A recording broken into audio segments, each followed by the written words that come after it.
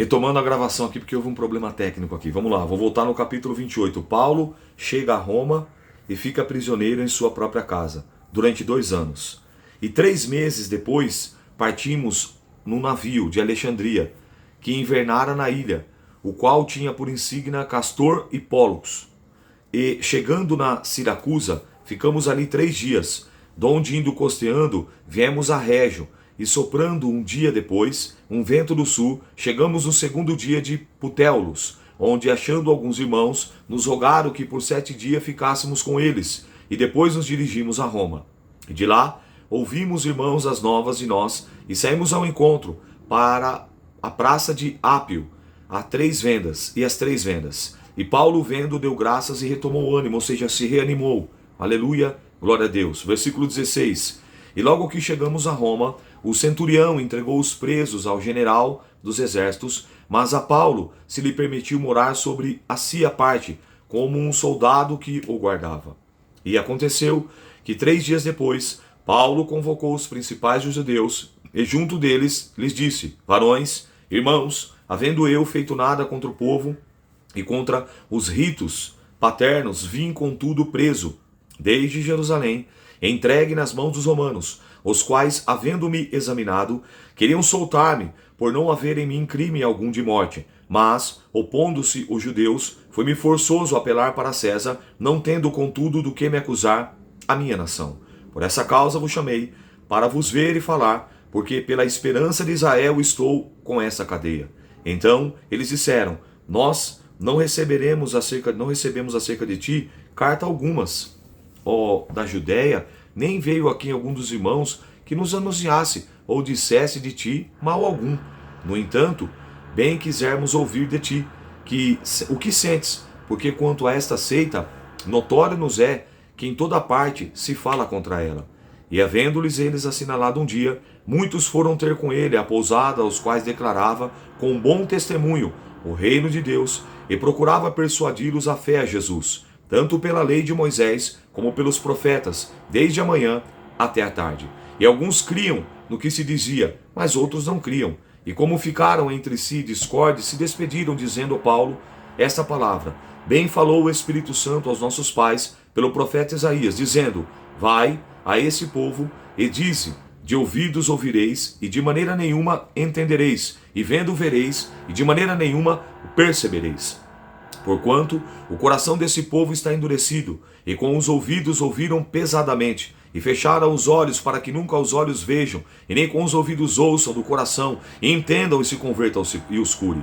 Seja-vos, pois, notório que a salvação está em Deus. A salvação de Deus é enviada aos gentios, e eles a ouvirão. E havendo ele dito isso, partiram os judeus, tendo entre si grande contenda. Paulo ficou 2 anos inteiros na sua própria habitação, que alugara, e recebia tantos quantos vinham tê-lo, pregando o reino de Deus e ensinando com toda a liberdade as coisas pertencentes ao Senhor Jesus Cristo, sem impedimento algum. Nós tivemos um probleminha técnico aqui, por isso que eu tive que reiniciar o vídeo, fazer um outro vídeo. Concluímos o livro de Atos, o livro histórico de Atos. Quantas histórias, quantas coisas maravilhosas e gloriosas. Então vamos orar para que o Espírito Santo de Deus nos ajude, que enquanto aqui nós estivermos aqui na Terra Vivente, nós possamos escrever a nossa história, e que a nossa história venha ficar marcada para ser inspiração, para ser motivação, para ser exemplos bons e ruins, com as nossas ações, com os nossos erros, com os nossos acertos, com as nossas falhas, com os nossos pecados, com as nossas conquistas, com as nossas vitórias. Que a nossa história, que não é só de bênção, é só de vitória e conquista, que é marcada também por falhas, por transgressões, por pecados, por iniquidades, por erros e quedas, ela possa inspirar, ela possa instruir, ela possa alertar, ela possa auxiliar alguém, assim como as histórias narradas nesse livro histórico único do Novo Testamento, de Atos dos Apóstolos, nos fez e nos faz e continuará fazendo até a volta de Jesus Cristo. Perceba e note que legado não é aquilo que você deixa para as pessoas. Legado não é uma fazenda, legado não é uma conta bancária farta, legado não é casa, não é mansão, não são propriedades, porque isso, depois que a pessoa morre, é feita uma divisão se houver parentes, filhos, irmãos e assim sucessivamente, e vai haver briga, vai haver contenda, vai haver dissensão por causa dessas propriedades. Então legado não é o que você deixa para as pessoas, e legado é o que você deixa nas pessoas. Perceba que Paulo deixou um legado. E qual foi o legado? De se doar, de se desgastar, de não ter medo da sua própria vida por amor a Deus, por amor à obra, por amor ao Evangelho, por amor às almas. Esse foi o grande ensinamento que o apóstolo Paulo nos deixa e nos narra nesse livro histórico, assim como tantas outras histórias que nós vimos também de Pedro, a fundação da igreja, a escolha de Matias, sinais, prodígios, maravilhas, a igreja ia crescendo, o Espírito Santo ia confirmando, e eles iam ali operando a obra de Deus com perseguições, com lutas, mas eles não recuaram, eles não retrocederam. Que eu e você, que nós não possamos jamais recuar e nem retroceder, mas que nós possamos seguir adiante, para a frente e para o alto, em nome de Jesus. Pai, queremos te agradecer pela conclusão de mais um livro. Já concluímos agora, meu Pai, em nome de Jesus, pela tua infinita bondade e misericórdia, o 5º livro da Bíblia, Atos dos Apóstolos ou Atos do Espírito Santo, o primeiro e único livro histórico no Novo Testamento. Nos ajuda, Senhor, a escrevermos a nossa história como homens e mulheres de Deus, como servos e servas de Deus, como filhos e filhas de Deus, obedientes, tementes, reverentes ao Senhor, e que venhamos cumprir o nosso chamado, a nossa vocação com excelência, sem titubear, sem declinarmos nem para a esquerda e nem para a direita, sem retroceder, mas que possamos seguir para a frente e para o alto, para a frente e para o alvo, em nome de Jesus. Sê conosco, é o que eu te peço e te agradeço, em nome de Jesus. Amém e graças a Deus. Amém? Agora você vai abrir a sua Bíblia na Epístola do apóstolo Paulo aos Romanos. Então nós estamos iniciando aqui agora o 6º livro da Bíblia. Eu já quero trazer uma curiosidade de bate pronto aí, ó. Vai lá para o capítulo de número 16, quero trazer uma pérola no início aqui, tá? Para você entender. O último capítulo, são 16 capítulos, tá? O Evangelho, a Epístola de Romanos são 16 capítulos. Você vai no capítulo 16 e versículo 22 diz assim, ó, o último capítulo, ó. Eu, Tércio, que esta carta escrevi, vos saúdo no Senhor. Outra contradição na Bíblia, não vou repetir. Eu, Tércio, que essa carta vos escrevi, vos saúdo no Senhor. Mas espera aí. Epístola do apóstolo Paulo aos Romanos, volta para o capítulo 1. É o seguinte, quem está ditando para Tércio é Paulo. Mas sob a pena de Tércio, que é o que nós entendemos aqui que era um habilidoso escriba, um habilidoso nas letras, está escrevendo. Paulo está ditando e Tércio está escrevendo. Sabia dessa? Se não sabia, aprendeu agora. Se já sabia, relembrou. Vamos avançar. Paulo, servo de Jesus Cristo, chamado para apóstolo, separado para o Evangelho de Deus. Então esse é o primeiro versículo e nós vamos orar iniciando essa leitura. Senhor, nosso Deus e Pai, agora estamos apresentando o livro de Romanos, a epístola do apóstolo Paulo aos Romanos, sobre Paulo ditando e a pena de Tércio escrevendo. Que venha a ser um conteúdo de grande crescimento e elevo espiritual. Que venha a ser um crescimento, meu Pai, sólido. Que venha a ser um conteúdo que venha trazer um alimento, que possa nos alimentar e nos nutrir espiritualmente, fisicamente, psicologicamente, também nos nossos sentimentos, nos nossos desejos, nas nossas vontades, nas nossas emoções. Ajuda-nos, ó Pai, a estarmos atentos, sensíveis e apercebidos à voz do Teu Espírito Santo e obedecer e cumprir e fazer, meu Pai, aquilo que o Senhor tem confiado em nossas mãos para realizarmos esta baixa terra. A nossa missão de anunciar as boas novas de salvação. Por isso, ajuda o meu irmão, ajuda a minha irmã, ajuda-nos, ó Pai. Em nome de Jesus, apresentamos agora o livro de Romanos, a primeira epístola das 13 às quais Paulo escrevendo aos romanos. Por isso, abençoa, Jesus, e nos dê graça, e nos dê virtude, e nos dê graça, e nos dê sabedoria, e nos dê força, e nos dê ânimo, e não nos deixe desanimar, mas que possamos perseverar nessa leitura até o final, no nome de Jesus. Amém. Agora sim, verso 2. O qual antes havia prometido pelos seus profetas nas santas escrituras acerca do seu filho, que nasceu da descendência de Davi, segundo a carne, declarado filho de Deus em poder, segundo o Espírito de santificação, pela ressurreição dos mortos, Jesus Cristo, nosso Senhor, pelo qual recebemos a graça e o apostolado para a obediência da fé entre todas as gentes pelo seu nome, entre os quais sois também vós chamados para serdes de Jesus Cristo. A todos os que estais em Roma, amados de Deus, chamados santos, graça e paz de Deus nosso Pai e do nosso Senhor Jesus Cristo. A fé dos romanos, Paulo anela vê-los, ou seja, Paulo deseja vê-los. Primeiramente, dou graças ao meu Deus por Jesus Cristo, acerca de vós todos, porque em todo o mundo é anunciada a vossa fé. Ou seja, que o evangelho também tinha chego em Roma. Lembrando que nessa época aqui, Roma era a maior potência, Roma era a maior capital. Naquela época quem estava em ascensão eram os romanos, sobre os Augustos, lembra lá César Augusto, Júlio César, Tibério, eram os Césares, eram os governadores, os imperadores que predominavam. Então Roma, imagine nos nossos dias atuais, no século XXI, como se fosse uma grande potência como os Estados Unidos da América, como a China, como o Japão, como a Coreia, entende? Era um grande centro, era um grande, tanto no poder bélico, na força, como também em todo, a nível territorial. Vale lembrar que a fala dessa época, que era uma fala local, perceba que hoje, qual é a língua universal hoje?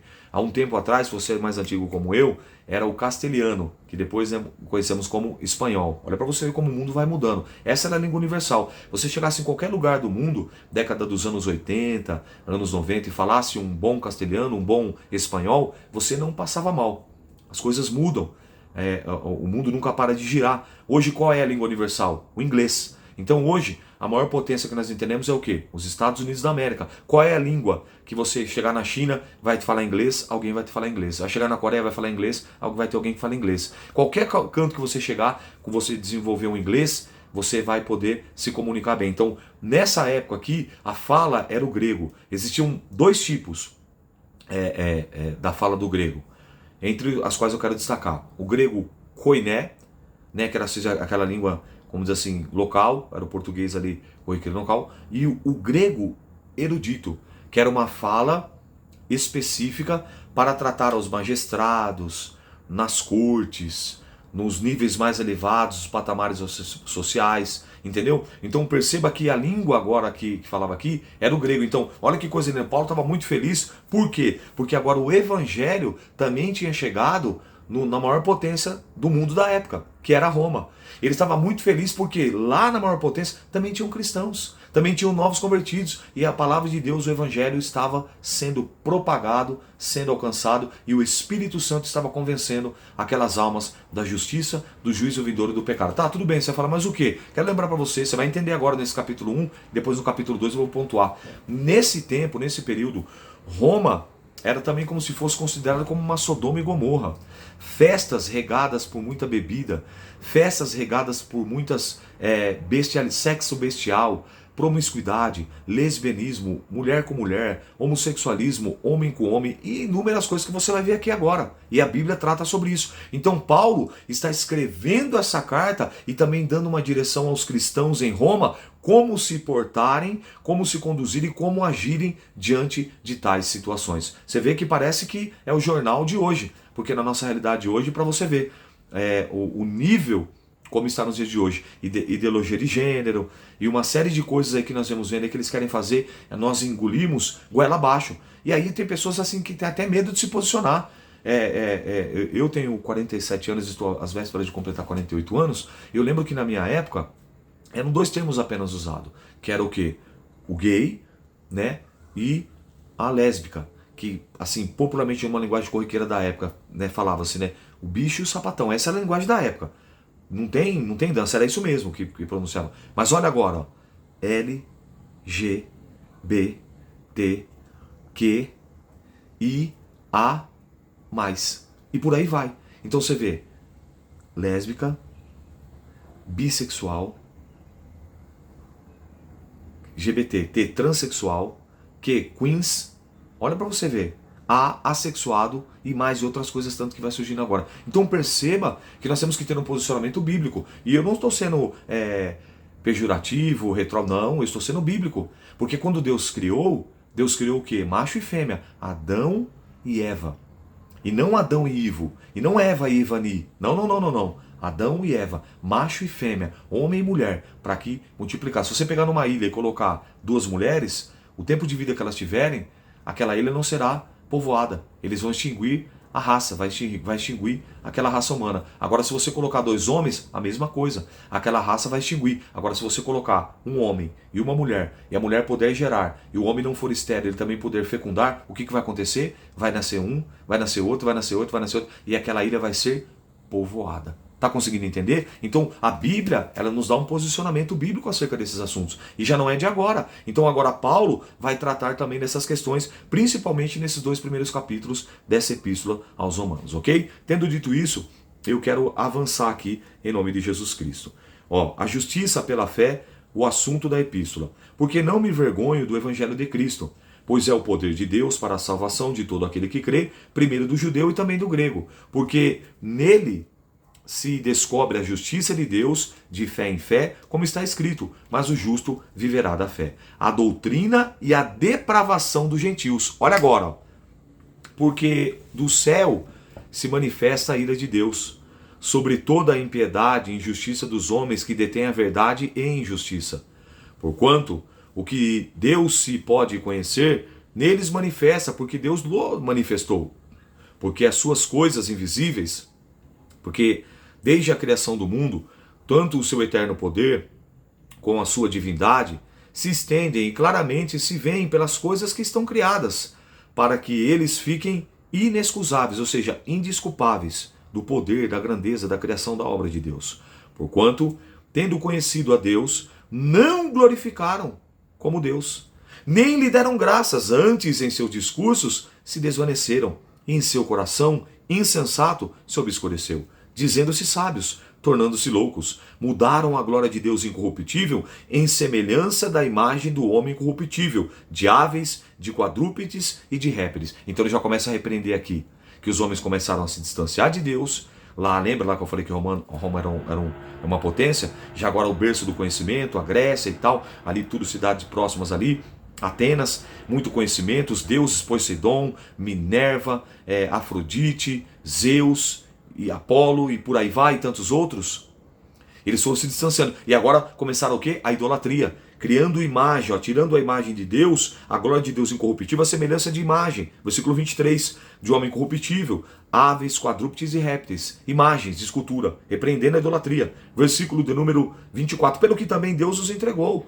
As concupiscências, ou seja, os desejos intensos de seus corações, a imundícia, para desonrares os corpos entre si. Olha agora que ele vai citar, ó. Pois mudaram a verdade de Deus em mentira e honraram e serviram mais a criatura do que o Criador, que é bendito eternamente. Amém. Pelo que Deus abandonou as suas paixões infames, pelo que até as suas mulheres, lesbianismo, até as suas mulheres mudaram o uso natural no contrário da sua natureza. Está falando claramente na Bíblia aqui. Se você pegar uma versão ainda mais, a mensagem, ou NTLH, ou Bíblia Viva, e tantas outras versões mais atualizadas, você vai ver claramente o que Deus está falando aqui. E ele diz no versículo 27, semelhantemente também os homens, varões deixando o uso natural das mulheres e se infamarem sua sensualidade uns para com os outros, varão com varão, cometendo torpeza, ou seja, algo nojento, e recebendo em si mesmo a recompensa que convinha do seu erro. Deus está tratando aqui com Paulo. Olha o que tinha lá na Roma, lá. Idolatria, soberba, prepotência, arrogância. Olha o que tinha lá, homossexualismo, lesbianismo. E Paulo está tratando aqui, está refutando. Versículo de número 28. E como eles não se importaram de ter conhecimento de Deus, assim Deus os entregou a um sentimento perverso, para fazerem coisas que não convêm, estando cheios de toda iniquidade. Olha lá, ó, pecado consciente continuado. Agora ele vai fitar, ó, prostituição, malícia, avareza, maldade, cheios de inveja, homicídio, contenda, engano, malignidade, sendo murmuradores e detratores, ou seja, caluniadores, aborrecedores de Deus, injuriadores, soberbos, presunçosos, inventores de males, desobedientes aos pais e às mães, nécios, tolos, infiéis nos contratos, sem afeição natural, irreconciliáveis e sem misericórdia. Agora vai doer. Vou aplicar a bezetação e concluir a leitura. Quando chegamos no versículo de número 32, para você que foge de um posicionamento dessas questões, agora você vai aprender algo aqui, é muito importante. Não seja covarde. Apocalipse capítulo 21, versículo 8, vão ter 5 adjetivos de pessoas que não irão herdar a salvação, que não irão herdar a vida eterna. E sabe qual que é o primeiro adjetivo? Os covardes. Qual foi a primeira fala que Deus falou para Gideão? Tem muita gente, 32 mil, muita gente. Diga o quê? O que, Senhor? Covardes e medrosos voltem. Deus não tem prazer na covardia. Não seja covarde quando você se deparar com uma situação como essa. Claro, há um tempo, um modo, uma maneira, mas você precisa ter essa base. Porque senão você vai cair nesse erro aqui. Ó. Quer ver? Versículo 32 da Epístola de Paulo aos Romanos, no capítulo 1, sobre a pena de Tércio e Paulo ditando. Verso 32. Os quais, conhecendo a justiça de Deus, que são dignos de morte, o que tais coisas praticam, não somente as fazem, mas também consentem aos que fazem. Não entendeu? O que cala, consente. Paulo instruiu, Paulo falou para eles, ó, eu sei qual é o problema aí. Eu sei que aí o problema é da idolatria, eu sei que tem um problema aí do homossexualismo, eu sei que tem um problema do lesbianismo, eu sei que tem homens aí que fazem contrato e não honram os contratos, eu sei que há entre vocês aí ó, murmuradores, detratores, invejosos, homicidas, contendeiros, cheios de engano, de malignidade, presunçosos, inventores de males, desobedientes ao Pai, eu sei de tudo isso, mas eu vou dizer uma notícia para vocês. Ou vocês refutam, ou vocês se posicionam à luz da palavra, ou senão vocês vão ser condenados com eles. É isso que Paulo está falando. Não somente os que praticam, os que fazem, mas também consente com as que fazem, são dignos de morte. Romanos 1,32. Então, peraí, como é que eu devo agir? Você deve agir que nem Paulo nos instrui no Salmo de número 40. Paulo nos instrui no Salmo de número 40, no versículo 4. Bem-aventurado o homem aqui é gênero humano, tanto homem como mulher, que põe no Senhor a sua confiança e não respeita os soberbos e nem os que se desviam para a mentira. Você tem que se posicionar, meu irmão. Sai de cima do muro. E eu vou finalizar com uma ilustração que nós contávamos no cárcere. Muitas pessoas gostavam de frequentar os cultos na cadeia. Muitas pessoas participavam das campanhas que nós realizávamos no cárcere. Mas muitos ficavam em cima do muro.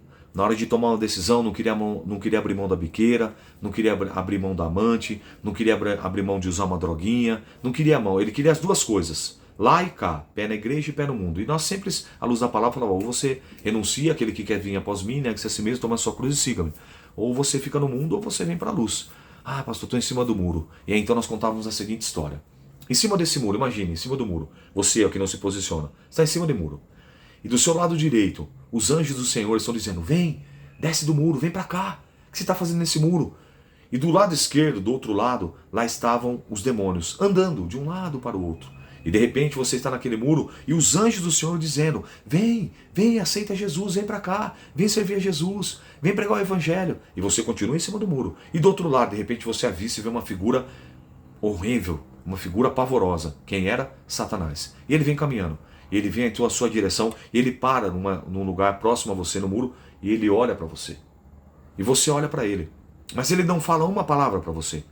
E do outro lado os anjos insistentemente chamando você. Venha para cá, venha servir Jesus. E de repente você então, incomodado com aquilo, você faz uma pergunta a Satanás. Ei, você é Satanás, né? Ele só balança a cabeça, não profere nenhuma palavra. Posso te fazer uma pergunta? Ele só balança a cabeça. Pode, faça. E ele fala assim, ó, do lado de cá você sabe que tem os anjos, né? E ele só balança a cabeça, não fala nenhuma palavra. Mas ele está dizendo, sei. E eles estão me chamando para cá, para todo lado. E do lado de cá, os demônios. E ninguém me chama, ninguém me dá atenção. Agora você que me deu atenção. Por quê? Aí ele olha para ele e fala assim, porque o muro é meu. Eu sou o dono do muro. Fundamento na palavra, em Mateus capítulo 5, versículo de número 37. Seja, porém, o vosso falar, sim, sim, não, não. O que passar disso é procedência maligna. Portanto, talvez, quem sabe, será em cima do muro é de quem? O dono do muro é Satanás. Em outras palavras, você está em cima do muro, você já está servindo ao adversário das nossas almas. Que essa palavra aí possa confrontar você tanto quanto me confronta diante dos meus posicionamentos, se eu não arredo o pé, e que você também não possa arredar o pé e esteja disposto a enfrentar o que tiver que enfrentar à luz da palavra. Assim como Daniel teve que enfrentar a cova, assim como Ananias, Azarias e Misael tiveram que enfrentar a fornalha, assim como José teve que enfrentar a cova, que você também possa estar preparado e pronto para no momento oportuno, se tiver que sofrer o dano, sofra, mas fala como Pedro, mais importa agradar, mais importa obedecer a Deus, a sua palavra, do que os homens. Amém? Que o Espírito Santo de Deus nos ajude. Vão ser 2 vídeos hoje porque teve um problema técnico, mas é bênção de Deus, tá? Então hoje nós concluímos capítulo 27, capítulo 28 de Atos, concluímos com oração, iniciamos agora Epístola aos Romanos, capítulo 1. Que Deus te abençoe, até amanhã, querendo Deus. Paz do Senhor.